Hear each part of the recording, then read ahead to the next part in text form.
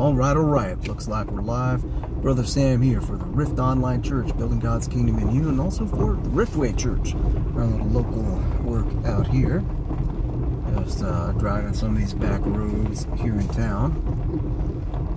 Well, not really town. This is a little place called Terry, Montana, which is, I guess you could say, a bit of a little backwater town.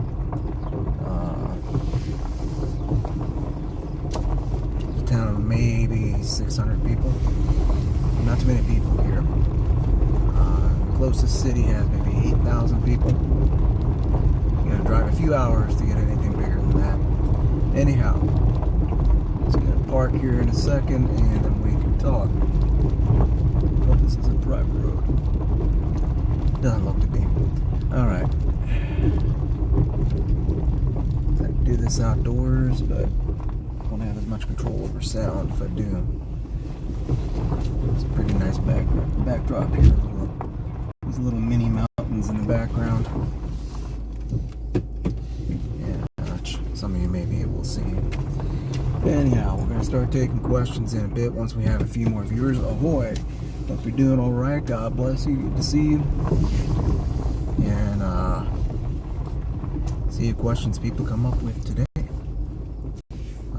Sometimes some Q&As, I just have to kind of start doing a rant because sometimes we don't get too many questions, and just kind of surprising because we usually tag these things, stuff you can't ask about in church, because there's a lot of things you really can't ask about in church. Like, for example, Pastor, why is it that you've preached for 20 years that Jesus heals and miracles are possible, and you claim to have healed the sick in the past, but you're afraid of COVID-19?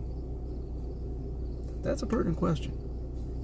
Some people regard that as an impertinent question, but I think it's a perfectly relevant and pertinent question considering what happened with the churches in the last year or so. Some churches are still taking people's temperature when they come in. It's like, you don't do that for the flu.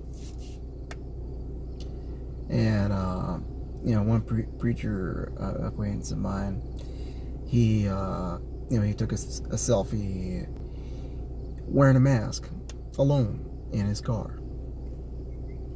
I was like, why are you wearing a mask by yourself? And, but the truth is that a lot of the church just jumps on the bandwagon of anything that is going on. Because the church a lot of times lacks discernment, and for sure lacks courage. I mean, really, we went from John G. Lake telling him to put a sample of the bubonic plague in the bare palm of his hand to preachers wearing masks in the car by themselves. Right? Really, seriously, this is what we've descended to. Hey there, Jose Lopez. Welcome to the broadcast. God bless you. Good to see you. And but I think it's a pertinent question to ask some pastors. Why are you afraid of COVID-19? I mean, especially the ones that claim to heal the sick. And I'm gonna ask a rhetorical question that you can answer inwardly. Am I the only one who noticed that Benny Hinn disappeared for almost the entire fake pandemic? Am I the only one who noticed that the most famous healing evangelist in the world disappeared? He got real quiet. This dude claimed to clear out hospitals, and the hospital that he supposedly did that at, nobody can remember it. They're being polite when they say they don't remember. It's a nice way of saying he's just lying. In fact, Benny Hinn Ministries has never had a medically documented healing in the entire history of their ministry. Closest they've come to that was somebody supposedly getting healed of cancer and dying a few years later of cancer. Imagine my shock. Second closest was a woman at a meeting that they kept away from the cameras because she was really paralyzed.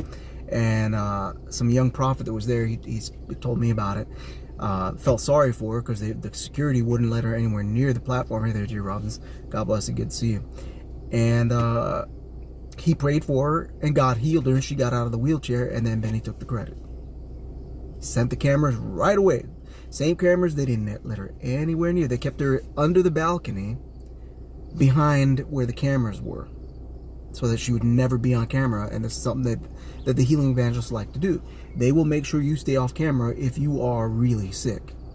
Because the truth is, a lot of them are faking healings. A lot of them are faking miracles. They're bringing paid people up to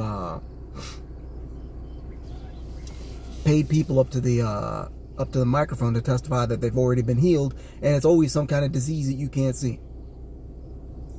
Oh my God, healing meetings through Zoom, because this is how big and bad we are in the spirit. We have such a healing anointing that we're afraid of a disease that has a fatality rate equal to the flu, maybe less than the flu, because nobody dies of the flu anymore apparently, because they count all the flu deaths and bronchial pneumonia and bacterial pneumonia and every other form of pneumonia as COVID-19. But that doesn't surprise me. And if you want to chime in with a question, please feel free to go ahead. That's what we're here for. We do this. We are here for you. We do this so that you get a chance to ask the questions you can't ask in church. You can ask the questions your pastor's afraid to answer. And someone commented, God allowed this coronavirus thing to expose these false teachers and false prophets, brother. You're right about that. And it did expose them. And the funny thing is, a lot of the church is still gravitating toward these people. I want to say, what's wrong with you? You're still listening to these people? They ghosted all of you. They ghosted everybody. Went and disappeared. You didn't hear from Ryan Harbunky. Well, he might be dead. Is he dead? I can't remember. You didn't hear from Benny Hinn. You didn't hear from Tilton and all the other phonies. You didn't hear from Rodney Howard Brown. You didn't hear from nobody. None of these people that claim to have healing power. None of these people that claim to move in the gifts of the Spirit. You didn't hear nothing from them during the pandemic. If you think this thing wasn't planned, I tell you, you got no discernment and you're kind of naive. Goodness, about 5 years ago, Fauci was saying that Trump would have an unexpected disease breakout during his presidency.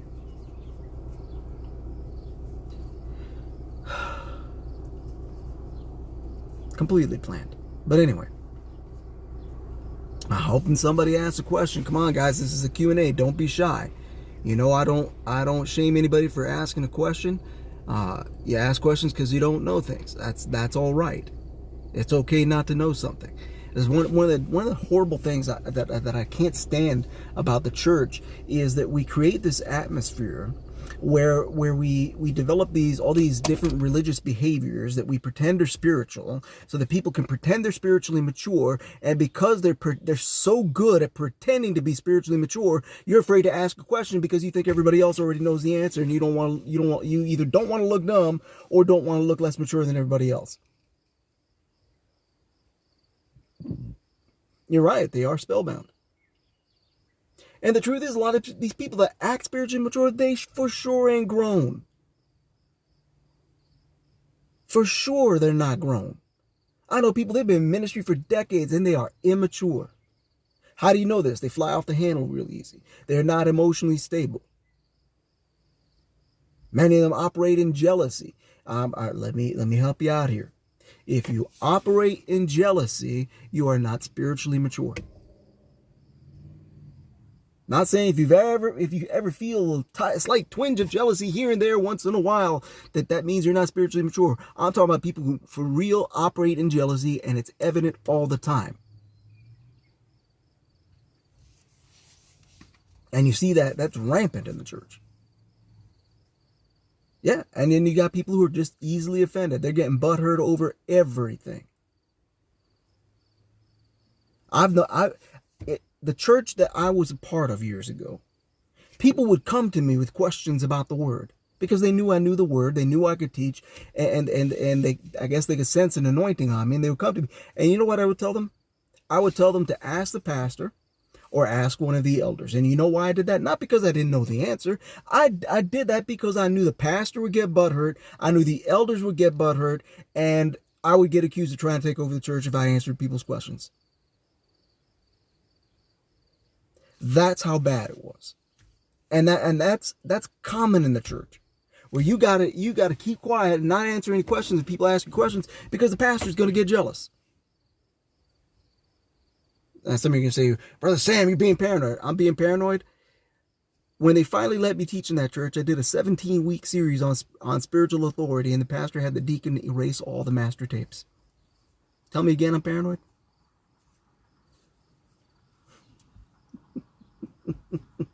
Whoo, like that's going to stop me, brother. I could teach that series right now. Still got the outline for it. Because the truth is, and this was another thing, that the whole jealousy thing there, they thought I did all the super preparing, and most weeks I didn't use any notes, or I would just write down a few notes, like 10 minutes before I went up to teach. And I'm not saying you shouldn't prepare. There's some certain contexts where you want to prepare a message and all that.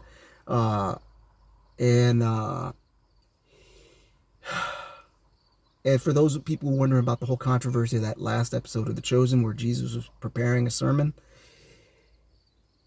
I agree that they were wrong to do that. Because Jesus himself said, I don't say anything unless I've heard the Father say it first. So when he preached, he was preaching under the power of the Holy Spirit. He was preaching prophetically. God gave him what to say. He didn't need to rehearse. So writing that episode that way was a direct contradiction of Scripture. And my Bible's, well, we won't go there. But anyway, I wasn't surprised by that. I won't watch any more episodes. They got great production values. It's great for people who are not saved. But for those of us who know the Word, it's just a little annoying to see people contradict the Bible. Anyhow,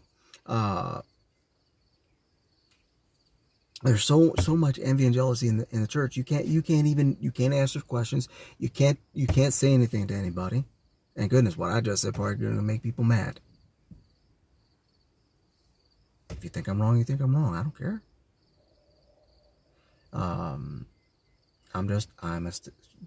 Call me crazy. I don't believe in adding to the word or taking from it or changing the story, because then what you're doing isn't true. But anyway, let's see. Eric says, I have a question, brother. The courts of heaven, is that biblical? Because Jesus is our high priest, and why do we have to go to the courts of heaven? That is an excellent question. I will be very happy to answer.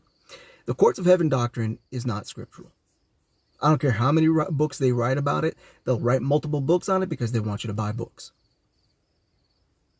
But let's look at this from a logical standpoint. The Word of God says that we can come boldly before the throne of grace. That's any one of us. You don't got to be apostle. You got to be prophet. You got to be a bishop, archbishop, prelate, whatever title. Make one up if you want to. In fact, I have an official title. I bought some land in Scotland. I own 1 square foot of land in Scotland. According to Scottish tradition, I am a lord. So it's Lord Samuel to you. I'm joking. You don't have to call me Lord, but I am one. Anyway, if I can come boldly before the throne of grace, why in the hell do I need to go to court? And they lay out this whole procedure, like you got to structure your arguments a certain kind of way. The devil's going to argue this way and he's going to lie about you. Excuse me? The accuser of the brethren does not accuse you to God with lies. He can't lie to God. He accuses you with the truth. If the devil's going to accuse me, he's going to accuse me with something I actually did. Or something stupid I said. Hopefully nothing recently. But you see what I'm getting at. So, yeah, you're right about that. But back to this whole courts of heaven. It is not scriptural. It is an insult to the blood of Jesus Christ. Every prayer, every healing, every miracle, every request you could possibly have of God, every need you would ever present to God, any spiritual conflict, any spiritual warfare you might have to fight, all of that was settled when Jesus said, it is finished.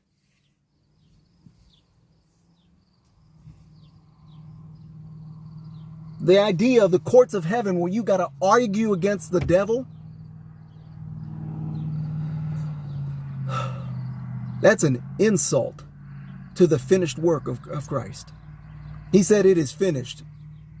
He didn't say, well, I'm finished here. Y'all going to have to go to court. Did he say that? No, he said it is finished. The courts of heaven is just a money-making scheme. Because this is what they do. They create these ideas, and they get you to do these things that for some people they find it fulfilling. They'll pray the prayers that they're told, and all they're giving you is vain repetitions. There have been times I've asked God for miracles, got miracles. I didn't have to go to the courts of heaven. I didn't have the money to come to the U.S. I had a little money in the bank, but I had bills to pay. I did not have the money. I think I prayed one time. If it's time for me to leave, something like this, I don't remember the exact words, make somebody give me the money. Somebody gave me the money. I won't say how much, but it was a large sum of money, which I've spent almost all of. So Lord, make somebody else give me some more money. But anyhow, I didn't have to go to the courts of heaven for that. No, it didn't. I didn't go to the courts of heaven when somebody died and I prayed for them and they came right back. I didn't have to go to the courts of heaven when my friend Dan was diagnosed with, they told him he was going to die of cancer. There was no chance he was going to live. They told him to get his affairs in order because the tumors were everywhere. Didn't go to the courts of heaven for that either. I've had over, goodness, probably by now 300 or 400 different incidents where I've commanded the rain to stop because I didn't want to get wet and the rain stopped right away. I've had times where I commanded a snowstorm to stop. One of them was a blizzard that covered New York, New Jersey, Connecticut, Pennsylvania, New Hampshire, Massachusetts, Delaware, part of the Carolinas. This snowstorm was about the size of the Red Sea. I told it to go away and it went away. There was already 5 inches of snow on the ground when I prayed. Within about a minute, the snow stopped. Within about 5 minutes, the sun was out again. You couldn't even tell there had been a storm.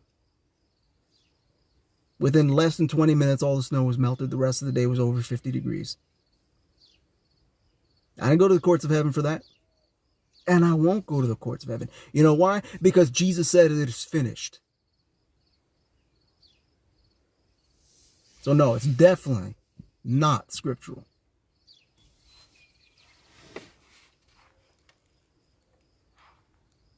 Now let's see. So I hope that was a good answer. And let's see. There was another question. Trying to scroll to it. Let's see. Okay. How do we prepare for the economic crash besides food, toiletries, etc.? I would say buy some silver. If I had a little spare money right now, I'd buy as much silver as I could. That may change next week. We'll see. There seems to be some interest in my house, so hopefully one of these people is going to buy my house. And then, yes, Brother Sam's going to buy some silver, like physical silver that I'll have with me. That'll put in a safe place. And for anybody who's watching who is up to no good, everybody in this house has a gun. I sleep with mine under my pillow. Don't come looking for trouble. Anyhow, and yes, I've practiced. I can pull the gun out from under my pillow and have it ready to fire in less than a second. What do you expect? I'm a former U.S. Marine. Anyway, don't let the baby face fool you. But yeah, I would also definitely make sure you have ammunition just in case. You said if you don't have a sword, buy one. And get your hands on some silver. Come out of debt as much as you can. Don't acquire any new debt. Some other things you might want to have in your house is hard liquor, because it's useful as a disinfectant. It doesn't go bad, and you can use it to barter with. In times of crisis, whiskey is money. You don't need to be drinking it. If you got a weakness in that area, don't do that. But anyway, so stuff like that. I would also probably have some people to kind of partner with, people you can rely on, that you can count on, and make a plan between the group of you as to what you would do in various scenarios. That way you have a plan. Because not having a plan, people panic. You have a plan, you don't panic. Because you know what you're going to do. You already know what you're going to do in this situation, so you're going to do it. I would also say not just as far as planning. Yes, you want to have that group of people. You also want that group of people to be the people you're praying with. It seems to be a missing element in today's church world. People generally just don't pray.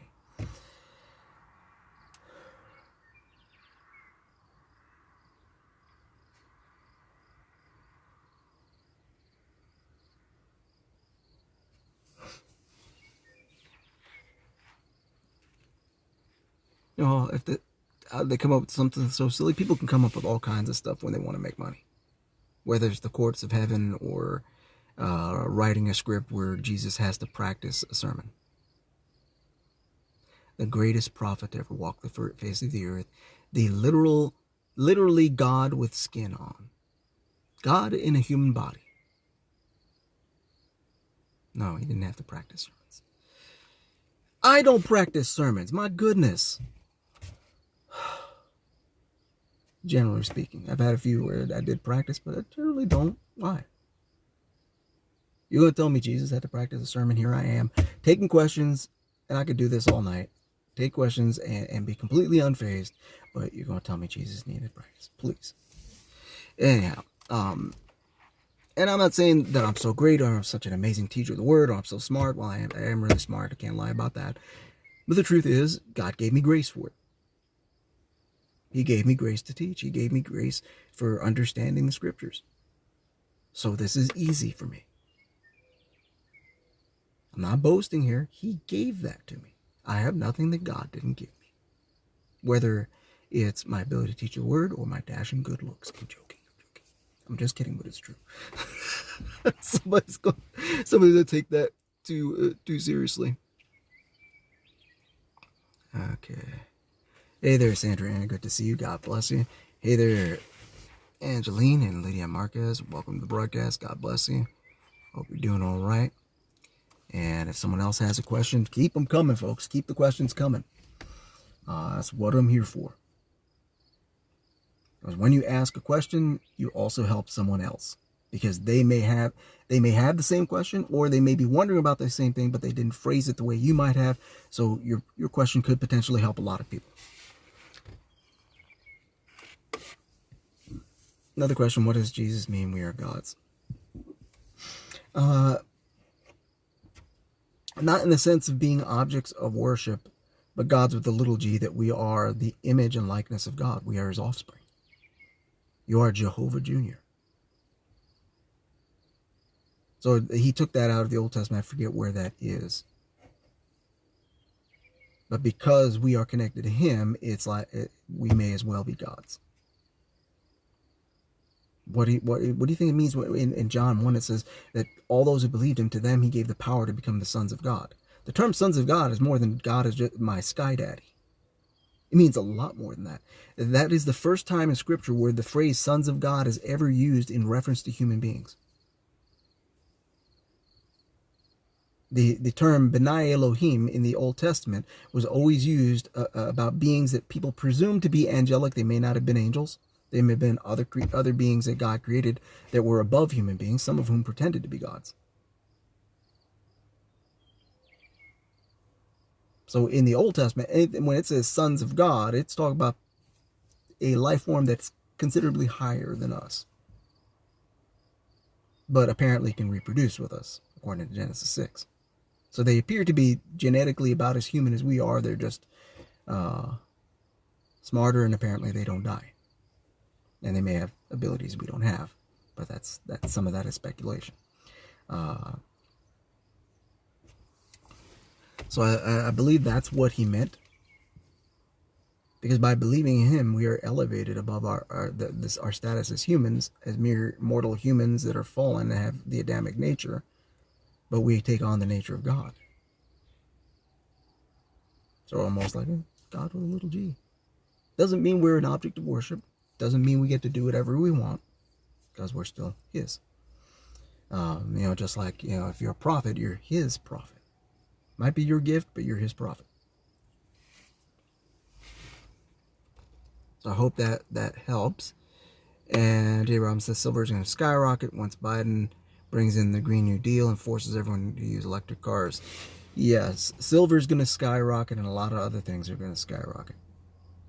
A lot of other things. Electricity is going to skyrocket because we do not have the generating capacity to power a couple 100 million electric cars.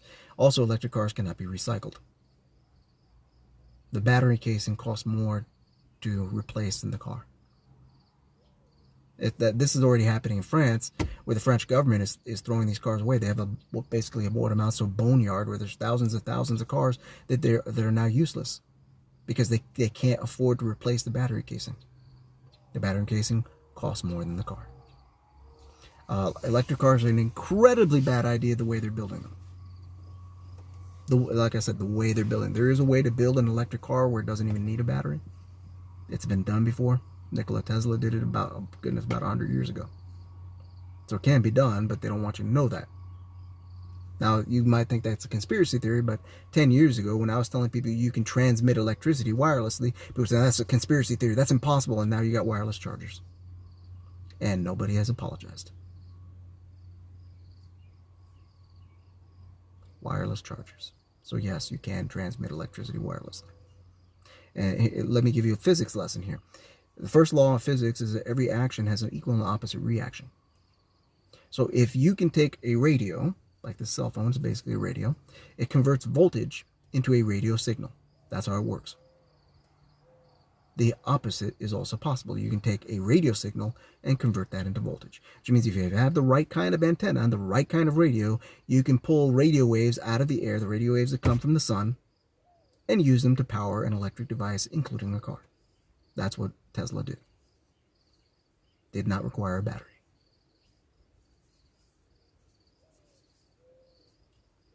They're wanting to go electric for a number of reasons, one of which is the main one is control. It limits your mobility. The Ford F-150 electric version only has a range of 300 miles. And it has to charge for 14 hours. So they can really limit where you're going and how you're going there because, well, you can only drive 300 miles and now you got to stop for sure. And they're going to know exactly where you stopped. Do you see what I'm getting at? It makes them much easier to track people. It's also about crippling the economy. Because for sure, they're not going to go electric. And anybody who's on that side of things, oh, we got to reduce our carbon footprint. Do you realize that that under Trump, the U.S. reduced its carbon footprint more than it has in like the last 50 or 60 years? And even some of that is falsehood anyway. The ocean produces more carbon dioxide than all of humanity combined. In fact, that eruption of Mount Etna a year or two ago, that released more carbon into the atmosphere than the entirety of human history. But the environmentalists are telling you we got 12 years to fix things. If they were right, Mount Etna should have wrecked the climate worldwide, and it didn't. Then you got the fact that the banks don't believe in global warming. They don't believe in the coastal areas flooding. Because if they did, they wouldn't be building hotels on the beach. If they believe that was going to be underwater in the next 10 years, they sure aren't giving somebody a 30-year loan to build a hotel. Now, some people say, well, they have insurance. You really think the insurance is going to cover it? Have you learned nothing from all these storms where people lose their house and their insurance company screws them? Their house is worth $500,000. The insurance company is only willing to give them $100,000. You really think the banks are going to take that kind of risk? Please. They know it's not true. You think Obama would have bought a mansion on Martha's Vineyard on an island that's barely above sea level if he really thought the sea level was going to rise like 300 feet in the next 10 years? They'll show you some islands that are sinking and tell you the ocean level is rising. That's not true. Those islands are sinking. The ocean level hasn't risen because it would have risen everywhere. But anyhow, yeah, it's just a lie for more control. It's always about control, and fear is a very easy way to control people.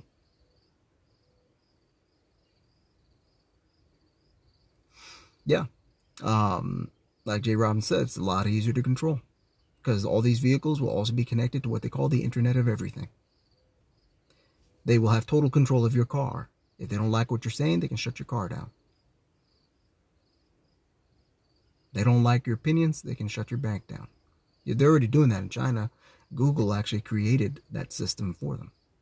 They designed it, the social credit system.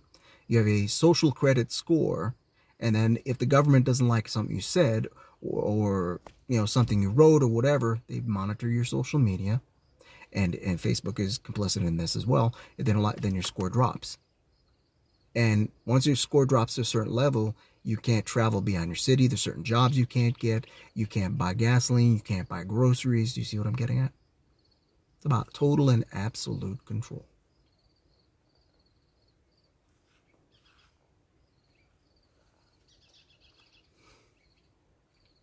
And another reason is people are waking up to the fact that we're not running out of oil. Not even close. Just a couple years ago, they found out Israel has more oil than Saudi Arabia. There's more oil in Texas than Saudi Arabia. There's more oil in Alaska than in Saudi Arabia. There's more oil under the Rocky Mountains in Saudi Arabia. We have a surplus of oil, a massive surplus of oil. In fact, one of these oil deposits that they found has enough oil to last us the next 4,000 years.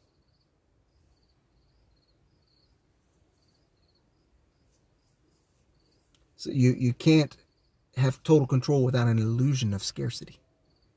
And if you don't have an illusion of scarcity, then you create scarcity. Force everybody to electric cars, and well, then most of the lithium in the world comes out of China. Gives them a whole lot of control, doesn't it? Because they can just say, "Screw you, we're not selling any lithium." Now they got you they got you right where they want you, don't they? So it's always about multiple levels of control. And it's always sinister. Yeah, and AI is also about controlling the masses. And people don't even realize how much they already control you. Hey there, Kim Morrissey. God bless you. Good to see you. Love your garden. It's looking great.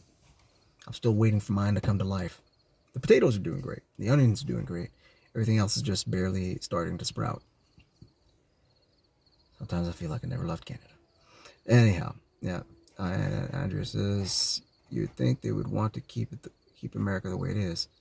They don't. Something we got to remember is these people are evil. They love creating misery. And these same people that will tell you all these things about global warming or climate change, or whatever they want to call it, that you got to reduce your carbon footprint. The guy preaching to you to reduce your carbon footprint is flying around the world in a private jet. He will produce more carbon in 1 month than you do in your lifetime. But he's telling you got to reduce yours. Or some celebrity to go to preach at a climate change conference, but he flew there in his private jet. Or the politician preaching about climate change. She gets chauffeured around in an SUV that gets like 10 miles to the gallon in the city, and they're driving her 3 blocks. That person is telling you you need to drive less. That person telling you to take the bus or the subway. They ain't going to do it. It's the guy with 38 cars, 4 airplanes, 2 helicopters, and a super yacht, or they call a mega yacht. That's the guy telling you about climate change. Do you know what kind of gas mileage boats get?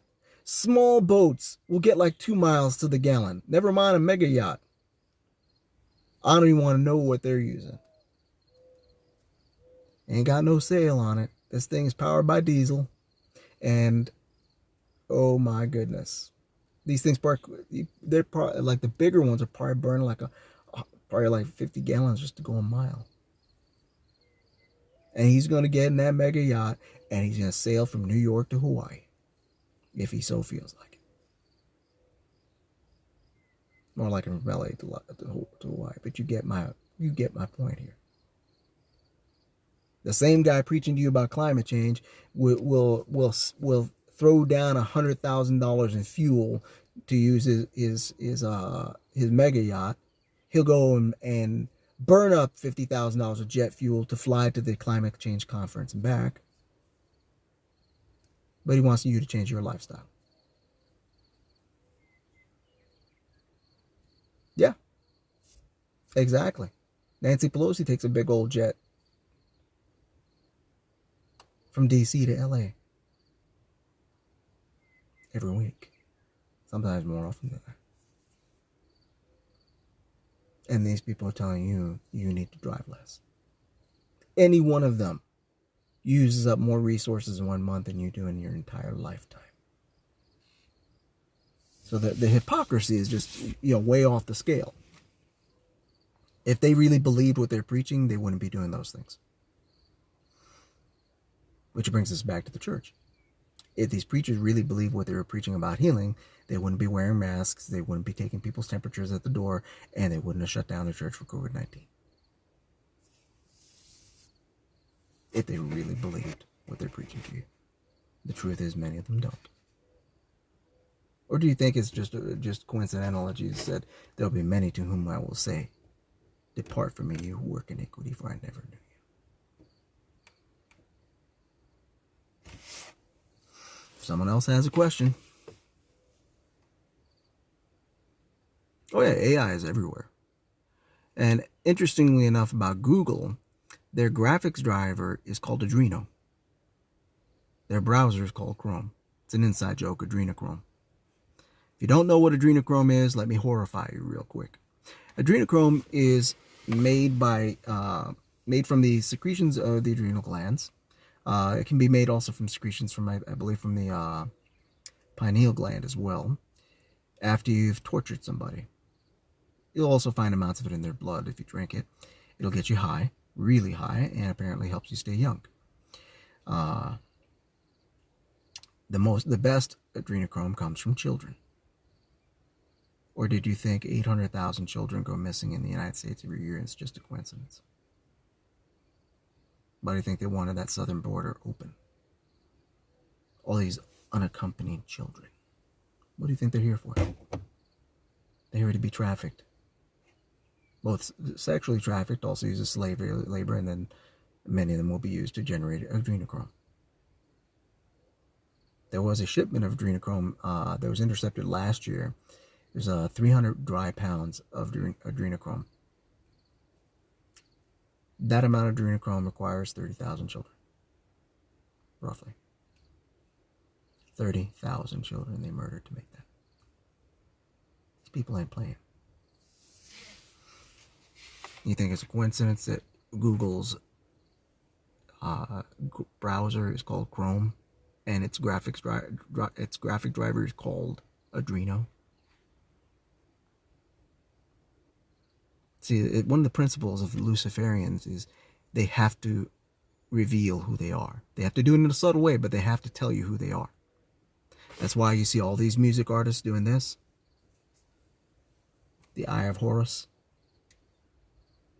See Christian artists doing it too, Toby Mac in particular. He's got the Eye of Horus thing going on a lot of his album covers. Imagine My Shock. Same thing for Hillsong.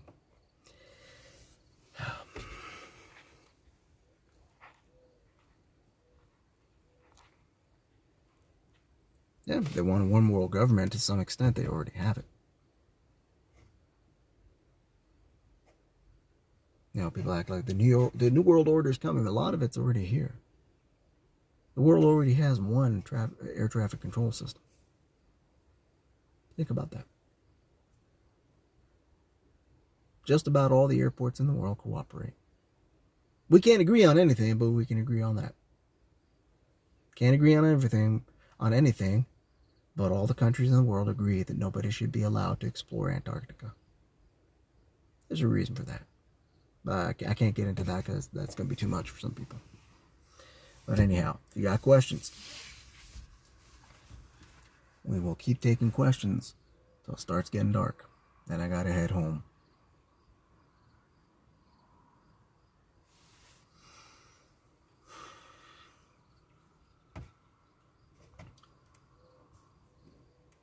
Let's see. Yeah, you're right. The Christian music industry is one big Illuminati organization. Or, and sometimes people get mad when you say that, but you really think they're going to let these people have that big an audience and that much influence and not control what they say? Like I said, they do there's so much of this going on where they either do that with their hands, or their album cover will be like half their face and one eye. That there's a reason for that. Album covers do not happen. They don't happen by mere coincidence. Nothing is chance. It's a design. Someone designed it. They designed it the way they did for a reason. Symbolism is very important to these people. What can we do about this? Well, we need our own alternatives. One thing we can do is stop giving these people your money. You try to find artists to produce wholesome music who are not connected to that stuff. Look at their message. Listen to what they say when they're not singing.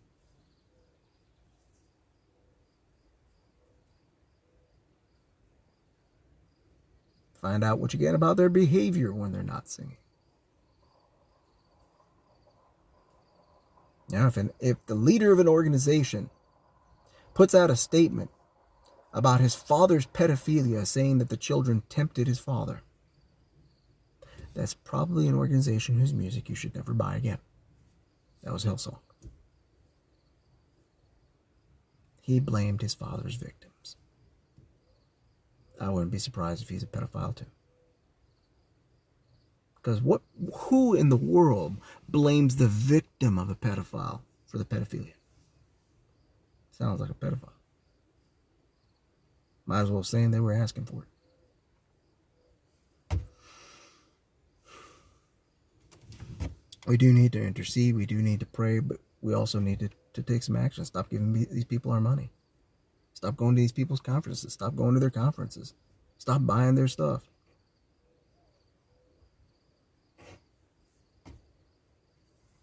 But we don't want to do that.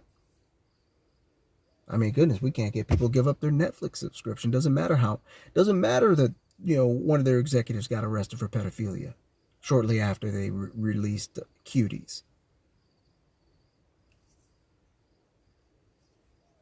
And for those of you who don't know, Cuties was it was a movie about some little girls who were like 10 or 11 years old who started a little dance group, and they dance apparently very suggestively.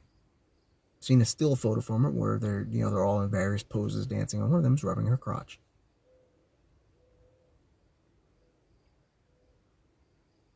The person who wrote that's a pedophile. The person who directed is a pedophile. Everybody involved with it is either a pedophile or some other kind of pervert. Netflix produced that. The media praised it, and a lot of Christians will still have a Netflix subscription. I won't.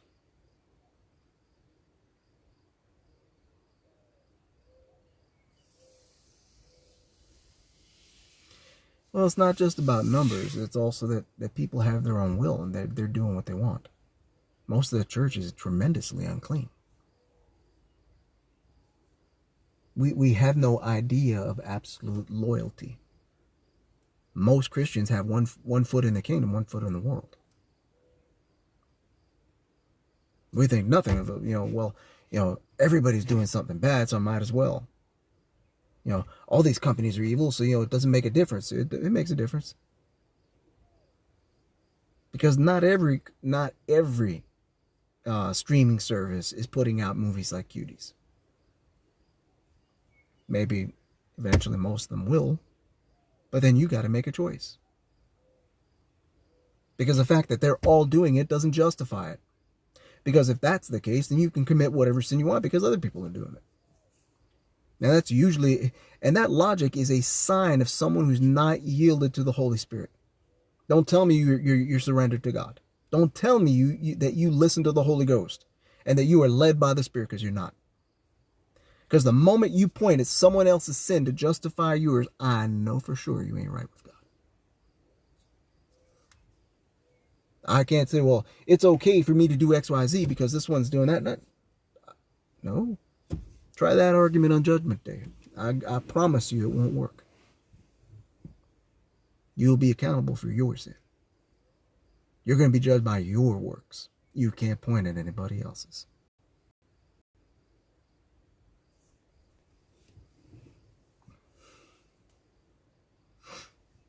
Yeah, you're right. It's all about the feel good and nothing about Jesus. And some people say, well, at least they mentioned Jesus. Yeah, but which version of Jesus? There are cleaner alternatives out there. Now, I'm not into music, so I can't really recommend any. I'm not much into music.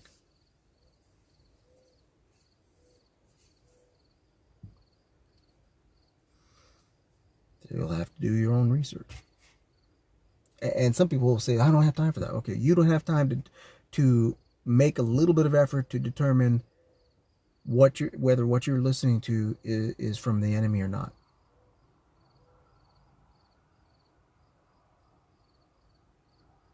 That's like saying you don't have time to find out whether your kid's teacher's a pedophile. You heard they might be, and you don't even look.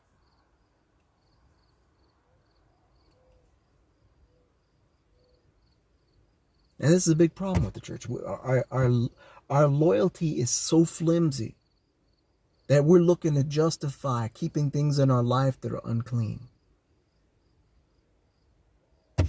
Now, some things you can't help. If certain evil company runs the grocery store in your city and there's nowhere else to buy food, well, that's where you got to buy food. I'm not talking about stuff like that. I'm talking about you're not going to die without Netflix.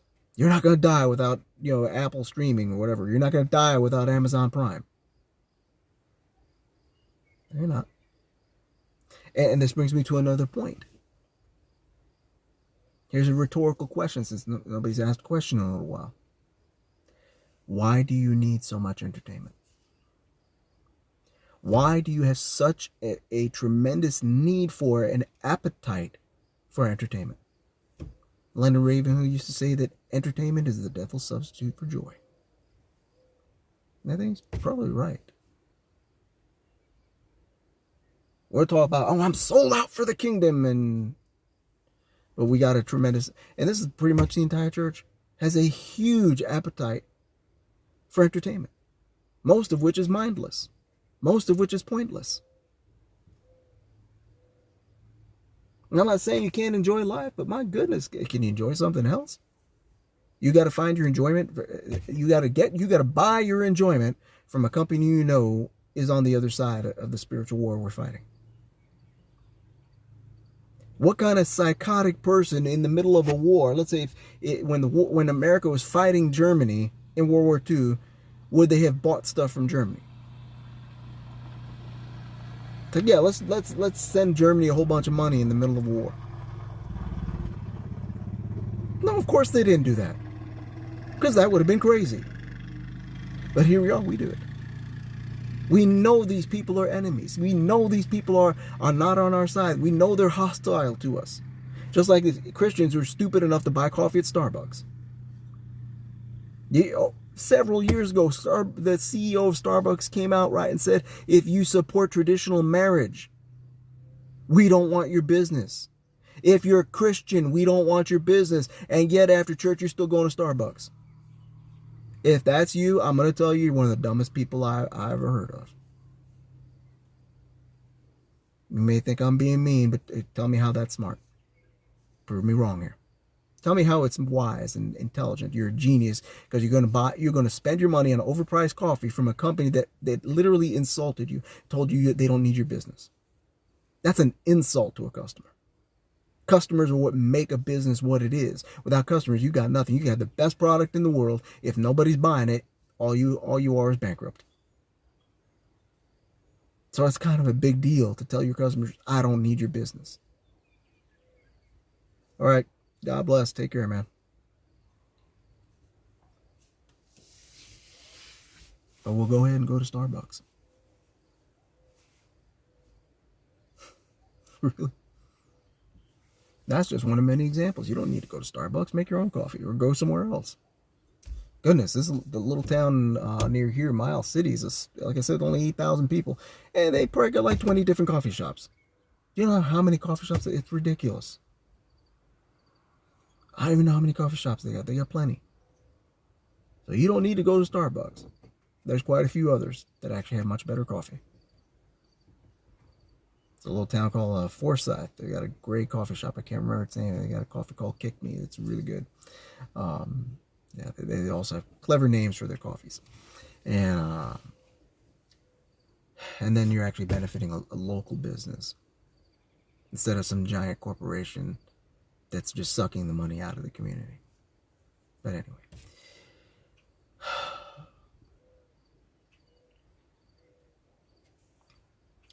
You know, we talk about spiritual warfare, and we don't even war in our economics. And economics is entirely spiritual. Money is just an idea. Most of the money in the world doesn't even exist. Most of it's digital. People are laughing at cryptocurrencies. Goodness, most of the dollar doesn't exist in cash. Most of it doesn't.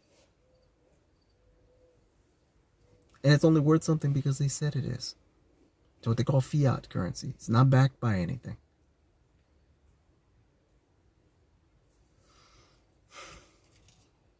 Economics is spiritual.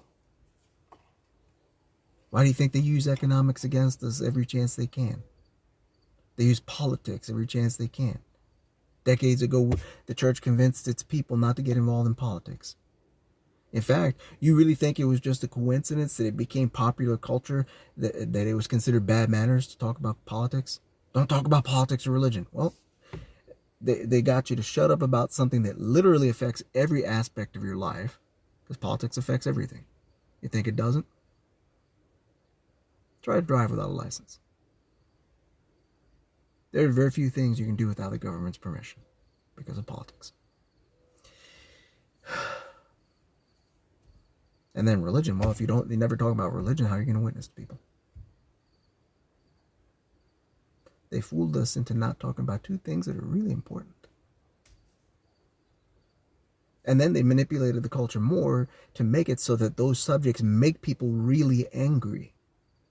And it's like they retaught people manners so that people can't even disagree on something and stay civil. It's going to get heated. It's going to get ugly and may even get violent. You think that happened by accident? You think that's just a coincidence? It's not. All that is planned. Even the way in the church where they tell you can't ever judge. One, that's not scriptural, and two, these leaders did that so that you can't criticize them. They'll say, you got a critical spirit. You're attacking the brethren. We're not supposed to be fighting each other.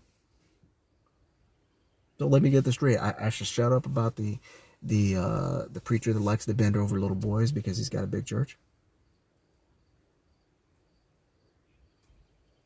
I gotta shut up about the preacher who can't keep his wiener in his pants and is cheating on his woman with every chance he gets. I gotta keep quiet about that. Or I gotta keep quiet that, XYZ church teaches some ridiculous doctrine.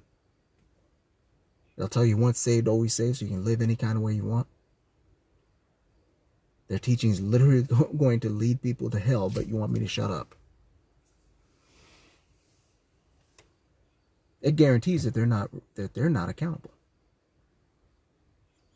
It guarantees that they can get to do whatever they want, which is the whole point.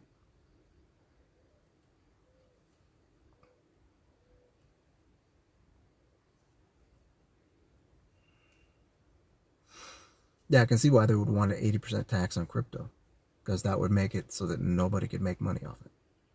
Because it's a way for the little guy to make money. They don't want the little guy to make money.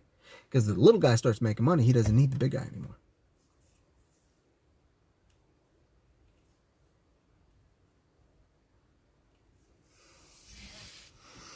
But there's so much of what we've been taught that's been designed to control us.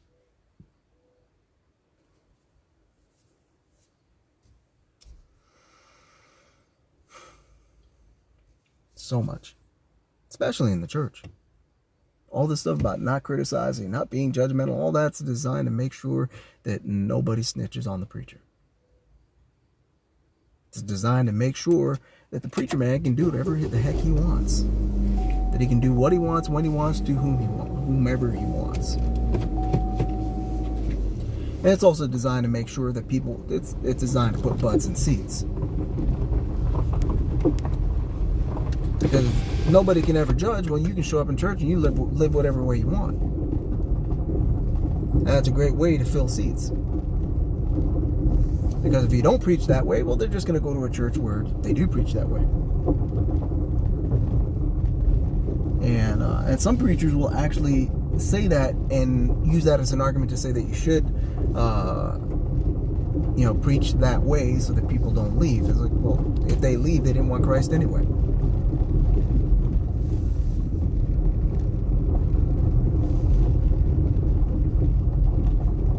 I mean, if you look at Matthew 7, they love to quote Matthew 7, verse 1, judge not, lest ye be judged yourself. And by whatever measure you measure out, it'll be measured back to you. And they love to quote that. But we got to remember, who did Jesus say that to? Jesus said that to a bunch of religious hypocrites who would judge you for stuff, and they were worse. They would judge you for you stole a loaf of bread because you were starving and you had no money. And the Bible actually says nobody despises a thief if he's stealing because he's hungry. That's generally true. A lot of times people will cut them a little slack because, the guy was hungry, he had nothing, they might even let him have it free. Some people aren't that compassionate, but you get what I mean. But the guy who's going to judge you for stealing something because you were hungry and homeless and you had nothing and nobody would help you, that guy, committed bank fraud and made a few $1 million. Or he manipulated the stock market and made billions and bankrupted other people because of it. That's the guy that's judging you. That's what Jesus was referring to, not those things specifically, but that principle of someone judging you when they're a lot worse than you are. That's why these people don't like to go beyond the first or second verse of that. Because if you read the entire chapter, that passage is specifically about judging others while you are worse than they are. Not just worse, but a lot worse. That's why it says, get the beam out of your own eye and then help your brother with the speck. Now get this, once you have the beam out of your eye, you're supposed to help your brother get that speck out of his eye. Which means pointing out the speck itself was not a bad thing. Furthermore, John 7:24 says to judge righteous judgment. Galatians chapter 5 tells us we're supposed to judge sin in the church. And judging is just a part of life. You're going to make judgments. Nobody on this broadcast or nobody's going to listen to or watch this video afterward, if they have any sense at all, would ever hire a convicted pedophile to watch their kids. You're not going to do that. The very idea is appalling and absurd. You're not going to do that because that's too big a risk. You wouldn't even care if they say they repented and they got right with God. No, this dude's a convicted pedophile. You're not letting them anywhere near your children. And rightly so. And guess what? You just judged them.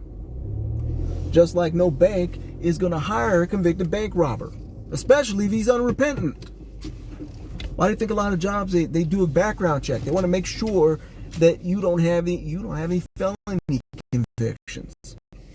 And specifically in certain industries, they might hire you if you've ever had a conviction for anything involving dishonesty. In the financial industry, you're not getting an insurance license. You're not getting a license to be a stockbroker. If you've got convictions for anything involving fraud or any kind of dishonesty, you're not getting through. They're going to run. You have to get I've been in the financial industry. You have to get your fingerprints done. And they send your fingerprints to the FBI, not just to find out if you've ever had any convictions, but if there are any unsolved crimes out there that might have your fingerprints on them. That's why they do that. And there have been times when they run background checks like that where somebody actually gets caught. Oh, wait, his fingerprints popped up on this old cold case. There was a murder, and his fingerprints are all over the weapon. Judging is a part of life. a necessary part. But the church distorted that.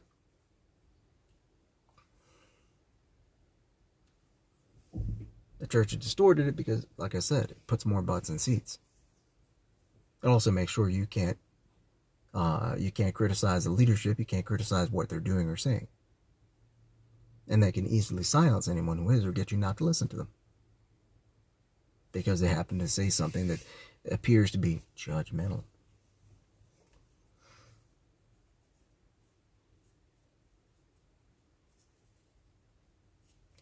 We can take one more question, and then we'll be done.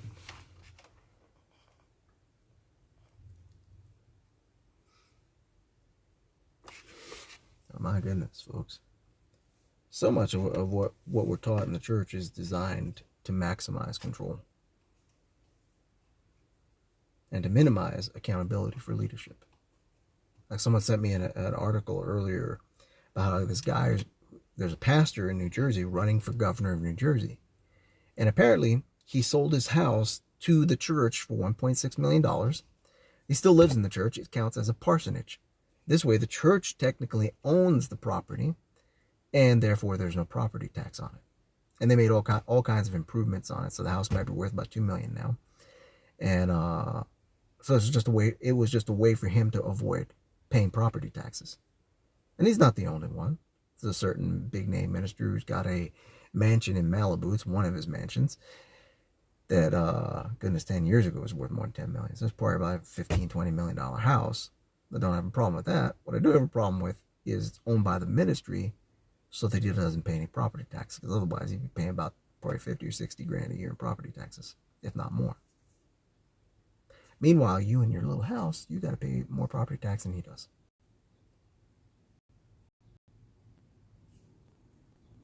And people are taking issue with this guy in New Jersey because, well, this came to light because he's running for governor, and he clearly only did this so he wouldn't have to pay property tax. And like I said, he's far from the only one. A lot of stuff is done in ministry just to avoid taxes. You know, there was another major ministry that the leader had some hunting land that the ministry bought for him as part of his retirement package. But it's held in trust, so they don't turn it over to him until he retires. He never retired. He died. I think he had a heart attack or something because he was old.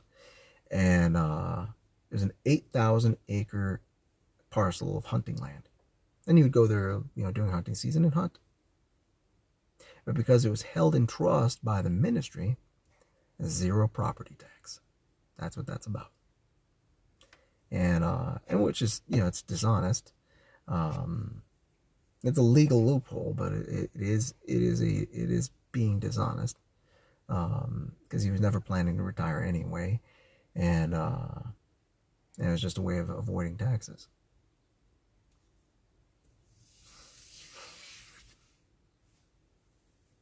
But these are the people running things. That guy is going to tell you what you should believe. But anyhow, we need to study the word for ourselves. I mean, don't even take what I'm saying as gospel truth without testing it.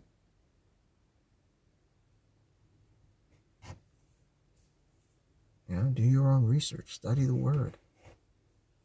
Learn to hear from God for yourself, which is another terrible thing in the church.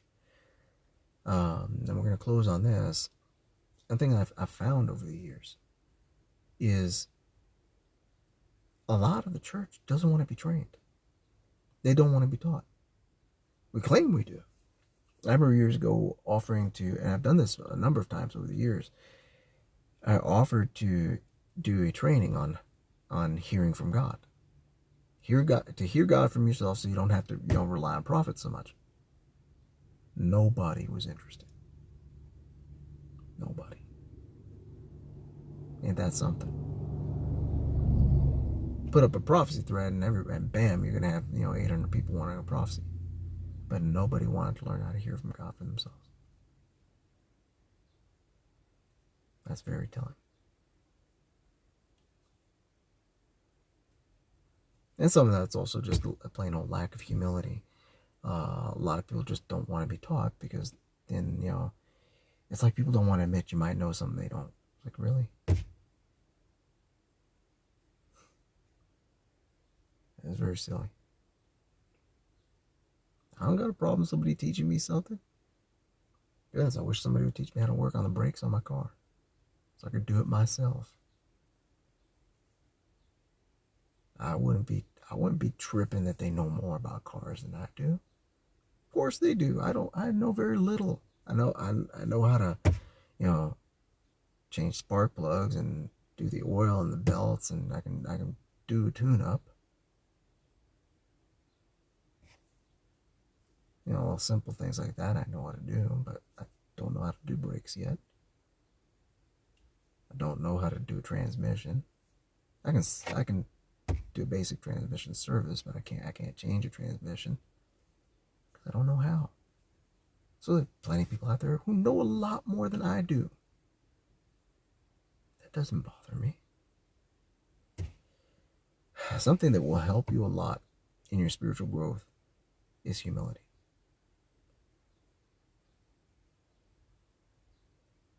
Be open to learn. Be open to be taught. Be open to be trained.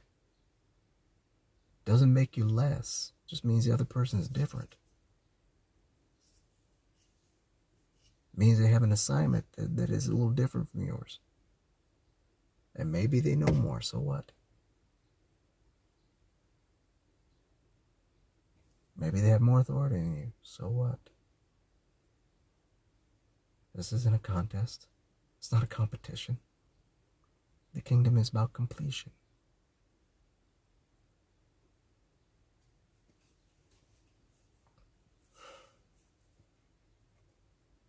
As in the end, we all answer to the same person. We're all working, at least we should be. We're all working for the same Christ. He's the only one that's important.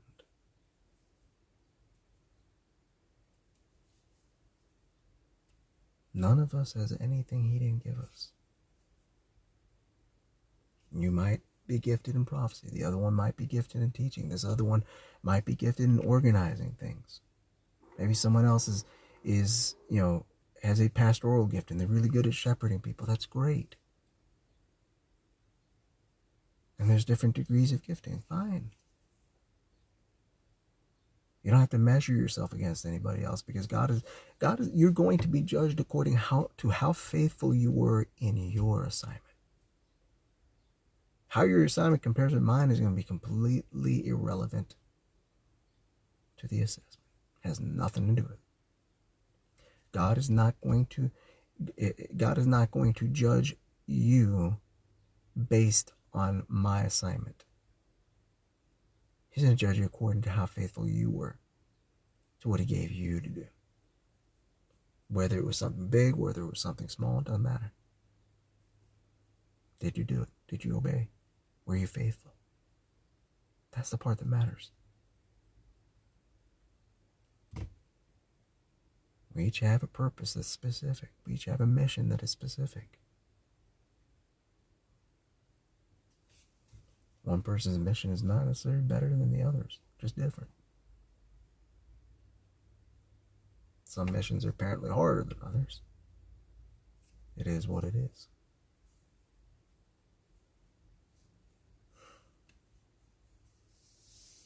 But humility will take you a long way. I remember years ago, humility and submission to authority. That's a big problem as well in the church. Because the church tends to distort authority, but a lot of people can't submit to authority. I remember years ago when God gave me some revelation on that particular subject, I became determined to submit to as much authority as I could. I joined the praise and worship team. And to this date, I was the only worship leader in the history of that ministry to ever be required to audition. No one else ever had to audition, but I did because they didn't like me. Oh, man. And so I auditioned, and the power of God fell, and that was the reason they used to turn my microphone off. But anyway, the nerve. Anyway, I also joined the dance ministry. Yeah, I was part of the dance ministry. I did that because Bill's sister Pam, who went to be with the Lord a year or two ago, she had started this dance ministry. Nobody was joining, and she was all discouraged. So I was like, okay, I'm joining. So I joined the dance ministry, placed myself under her authority in the context of the dance ministry. I was under the main worship leader's authority when it came to the worship ministry. I was basically the church janitor. I was usually the one cleaning the church. When the deacons were running errands or doing stuff for the pastor, I went to help them. I didn't call the shots. I didn't need to. They'd say, okay, this is what needs to be done. I'd do it. The greatest among you will be the servant of all.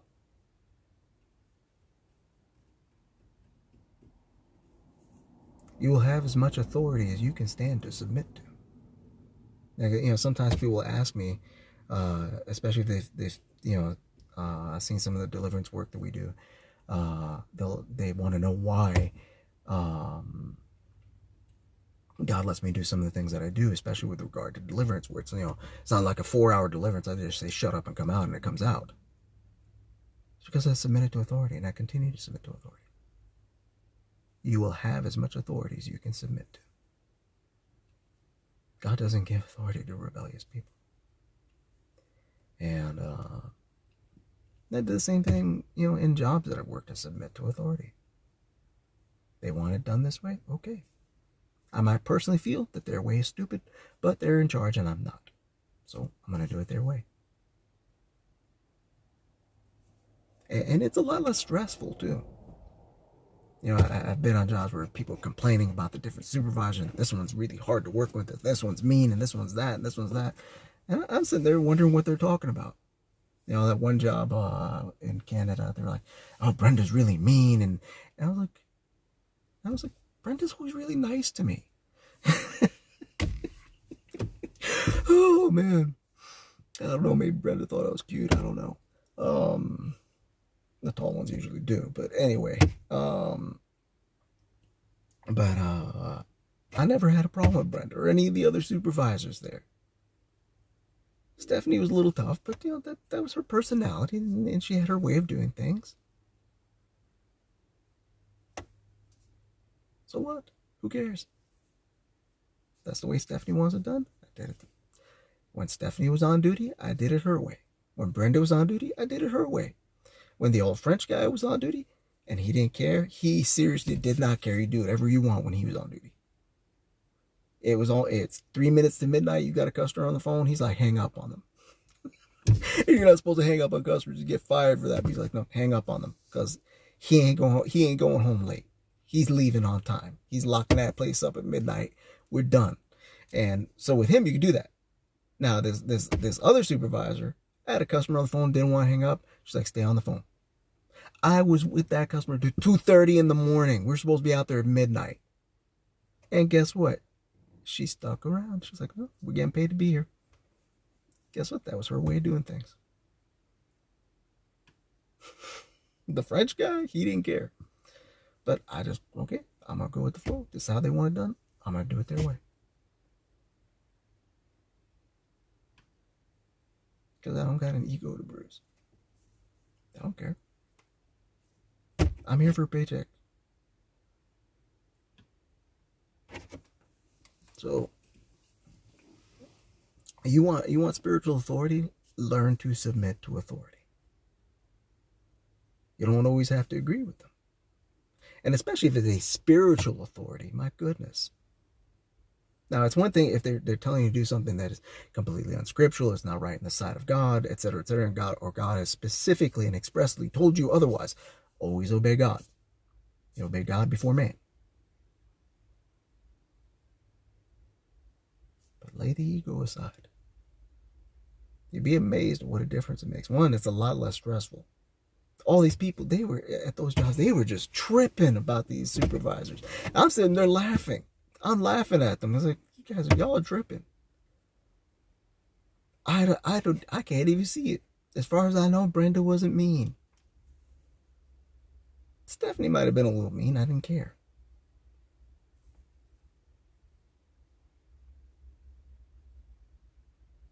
Do what you want. It's your job. Is it midnight yet? Oh, man. That's the same thing in the kingdom. Do your job. Don't worry about ego.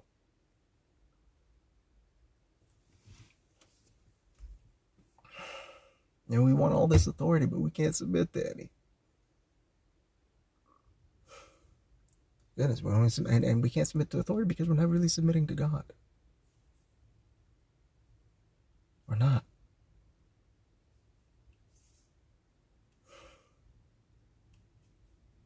It's a lot less stressful.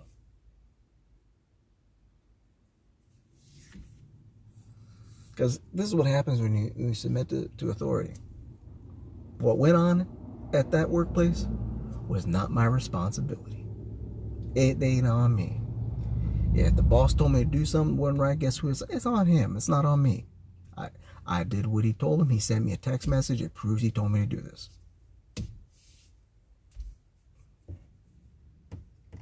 Being a little bit hard of hearing came in. He did have an advantage because they'd always text me to let me know what they wanted me to do. So, I got proof. And so zero stress for me. Like, okay. And the one supervisor who didn't care about anything, he had to forfeit his pension. Because apparently part of the reason why he didn't care about anything was he was stealing. In a way, he was committing fraud. He was signing people up for cell phones because it was a company that did customer service for a big telecom company in Canada, and he was signing people, making fake accounts, signing up for cell phones to rack up commissions. And he did that for a few years, and he got caught toward the end. And so the deal that he had to cut was forfeit his pension to not be prosecuted. So that was why he didn't care. There's always a reason why people do what they do. If you can humble yourself and submit to authority, things are going to be a lot less stressful for you.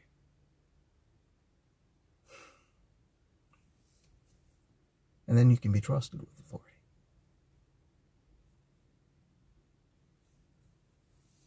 Now that's another thing about authority. God doesn't just give authority to just anybody. Not real authority. These jokers on TV who pretend they're casting out demons. I've met some of these fools. Claim they do deliverance ministry and a real demon shows up and they're all scared. I've seen that happen. They're terrified. It wasn't even anything major. It's like some minor little demon. They all ran. Wasn't hard to cast out. I just basically told her to shut up and come out.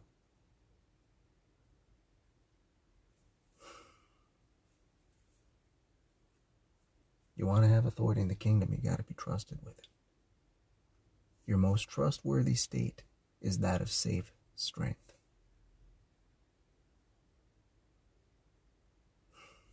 To serve in the kingdom, especially lead in the kingdom, you have to have a strength to you, but that strength has to be safe.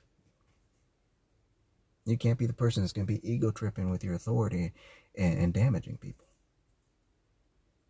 Because the whole purpose of having authority in the kingdom is for the benefit of the people that you have authority over. Yeah, I remember the other night I jokingly referred to someone as one of my apostles, which I guess they are. And some people take issue with that kind of phrasing. I don't own them. More like somebody I'm responsible for. They didn't have a problem with it. The whole purpose, the reason God might give you authority over somebody is for their benefit. To make sure they don't go astray, to make sure they have accountability, to make sure that they accomplish their purpose in the earth. Here we are in the church, we're ego tripping and mistreating people and acting like we're a hot shot.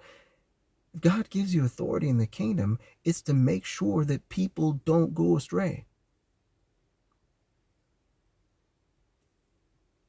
To make sure that people don't that they don't fail in their mission. Because the truth is, if you are in authority in the kingdom, if the people under your authority fail in their mission, you have failed in yours. That changes the picture, doesn't it?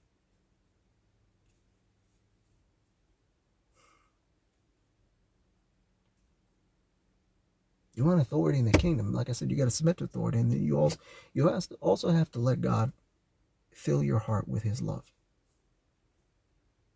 Because you will always abuse your authority over someone if you don't love them. Inevitably, you're going to abuse that authority. Kingdom authority is sacrificial.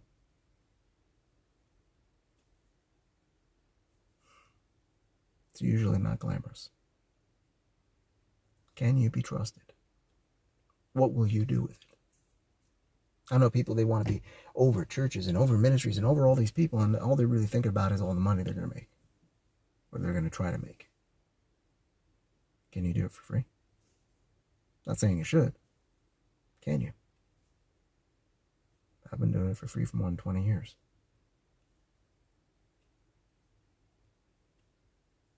Because, sometimes somebody will, well, what do you know about this? Well, I've been overseeing ministries for over 20 years. I've never taken a salary. Never required anybody to pay me dues or tithes or anything.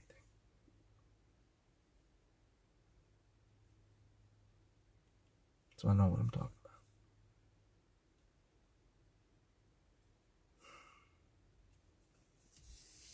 You have to be motivated by the love of God.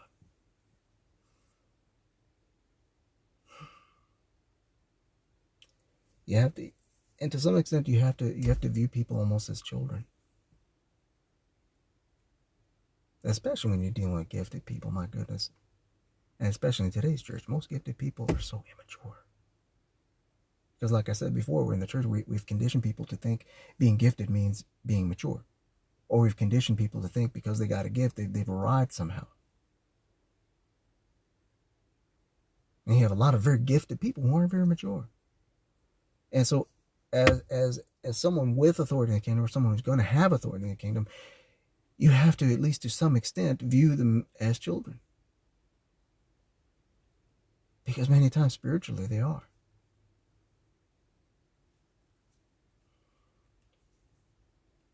And sometimes we expect too much from people. Not saying you have to always lower your expectations, but you have to understand what you're dealing with. I'll say this, and this doesn't sound awful, but most of the pastors I've known over the years are immature. Some of them, I would regard them as spiritually children.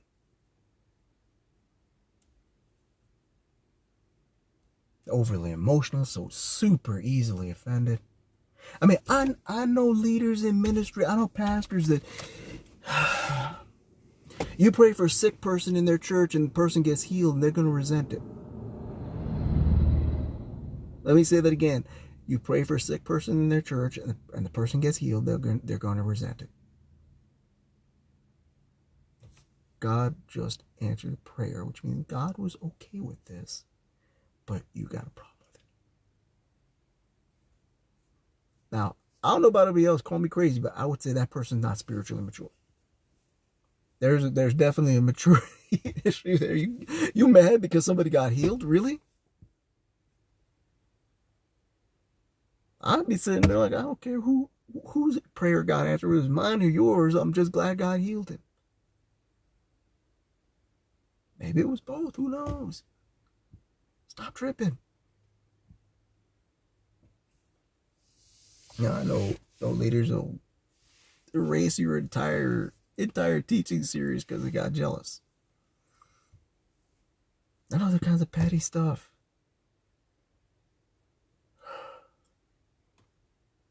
Sometimes we put leaders on too much of a pedestal. We forget they're as human as everybody else. And a lot of times what they've done is they haven't mastered spiritual discipline, what they've mastered is the art of looking spiritual. You know, they know how to turn around to the right 3 times and scream Shondo. You know, they know how to do a bit of a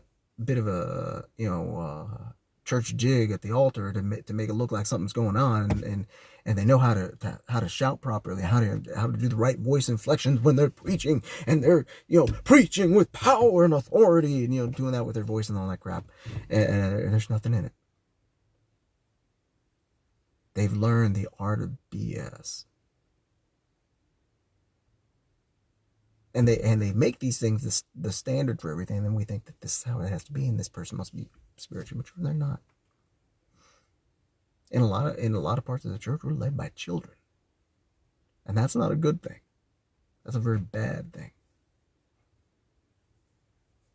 Just like you can't. Would you trust an 8-year-old with your checkbook? Would you trust a 10-year-old with your credit card? Would you hand them the keys to your car? No, you wouldn't. Because you ain't dumb. You hand them the keys to your car, they might die. They're for sure going to wreck the car.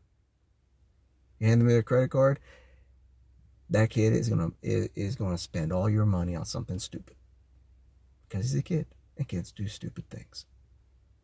I don't care how smart they are, all kids do stupid things. It's just kind of how it is. Because they don't know. There's so much they don't know, or because they're a child. They have a child's judgment and a child's tastes. It's the same thing spiritually. So stop tripping, folks. Relax. Let God work on you. At least every once in a while, conduct an honest assessment of where you're at. At least tell the truth to yourself about yourself.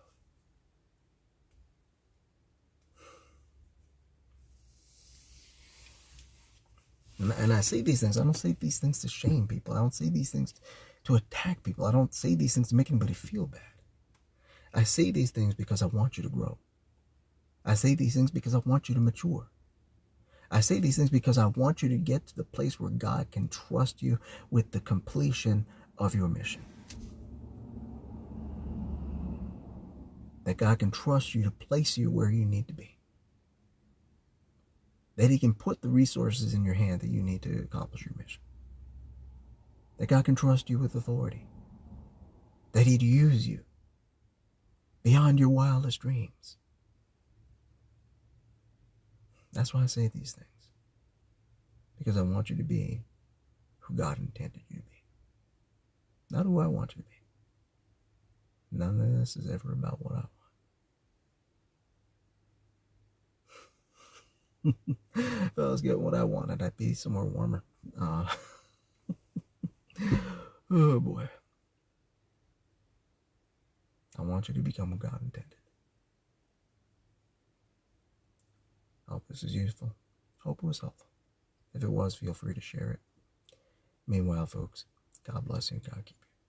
Brother Sam signing out.